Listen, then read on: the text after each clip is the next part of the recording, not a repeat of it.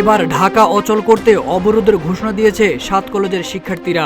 সোমবার সকাল 9টা থেকে বিকেল 5টা পর্যন্ত অনির্দিষ্টকালের জন্য এই অবরোধ কর্মসূচির ঘোষণা দেওয়া হয়। রাত 3টার সময় শিক্ষার্থীরা এ তথ্য নিশ্চিত করেছেন। জানা যায়, শিক্ষার্থীদের উপর পুলিশি হামলা এবং ঢাকা বিশ্ববিদ্যালয়ের প্রো ভিসি অধ্যাপক ডক্টর মামুন আহমেদের বিচার না হওয়া পর্যন্ত রাজধানীর বিভিন্ন পয়েন্টে অবরোধের ঘোষণা দিয়ে কর্মসূচি স্থগিত করেছেন 7 কলেজের শিক্ষার্থীরা। পাশাপাশি সকল পরীক্ষা বয়কট করার ঘোষণাও দেন তারা।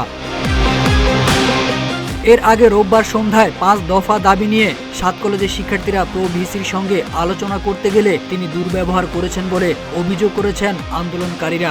এমন অভিযোগে সন্ধ্যা 6টার দিকে সায়েন্স ল্যাবরেটরি মোড় অবরোধ করেন তারা। এক পর্যায়ে প্রো ভিসি ডক্টর মামুন আহমেদকে ক্ষমা চাওয়ার জন্য সময় বেঁধে দেন 7 কলেজের শিক্ষার্থীরা।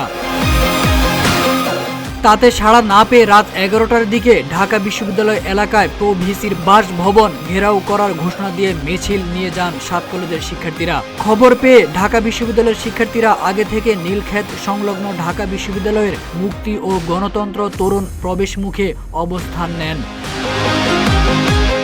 দীর্ঘক্ষণ মুখোমুখি অবস্থানের পর ঢাবি শিক্ষার্থীদের ধাওয়ায় পিছু হটেন 7 কলেজের আন্দোলনরত শিক্ষার্থীরা।